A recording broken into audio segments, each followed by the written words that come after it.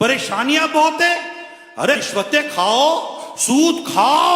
नमाजें कजा करो, कुरान बरसों तक खोला नहीं जाएगा, अल्लाह उसके रसूल का जिक्र नहीं किया जाएगा, बेपर्दगियां की जाएंगी, बदकारियां माशरे में आम हो जाएंगी, घरों में शादियों में दावतों में शराबें पी जाएंगी, मुसलमानों के घरों में जुए खेले जाएंगे। उसके बाद कहते हो हमें खैर नहीं पहुंच रही, हमें मुसीबतें आई हुई हैं, हमें परेशानी आई हुई हैं। अरे परेशानियों को दूर करने के लिए उस रब की बारगाह में आओ ना, उस अल्लाह के हुजूर सजदा करो ना, जो परेशानियां दूर करने वाला है, जो हमारे हाल से बाखबर है, जो हमारी तकलीफों को दूर करने पर कादिर है। आए ना सब मिलकर तौबा करें, सारा घर बैठकर अपने रब के हुजूर इस्तिगफार करें, जो नमाज़े कज़ा करने की आदत है उनको दूर करें,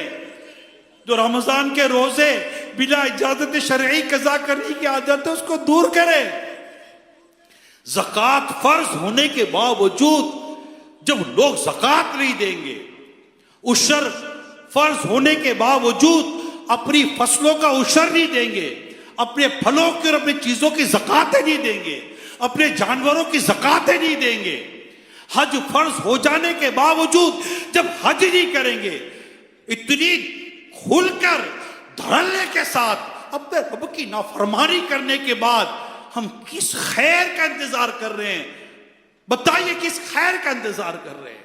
एक इलाके के अंदर बारिश नहीं हो रही थी, लोग एक बुजुर्ग के पास जाते हैं और कहते हैं हजरत आप अपने कमरे में रब की इबादत कर रहे हैं, जरा बाहर आइए, आकर दुआ कीजिए अल्लाह बाहराने रहमत बरसा दे। हजरत कहते हैं तुम मुझसे बाराने रहमत की दुआ करवाने आए हो, मैं अपने यहां बैठा अपने रब की इबादत करके शुक्र अदा कर रहा हूं कि हमारी बेअमली की वजह से आसमान से आग नहीं बरस रही। अगर दुनिया में सुरखरू होना चाहते हैं,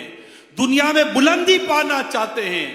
दुनिया में कोई मकाम हासिल करना चाहते हैं, तो सिवाय इसके कोई दूसरा रास्ता नहीं। आओ सब मिलकर अपने रब के हुजूर तौबा करें और उसकी बारगाह में सजदा करके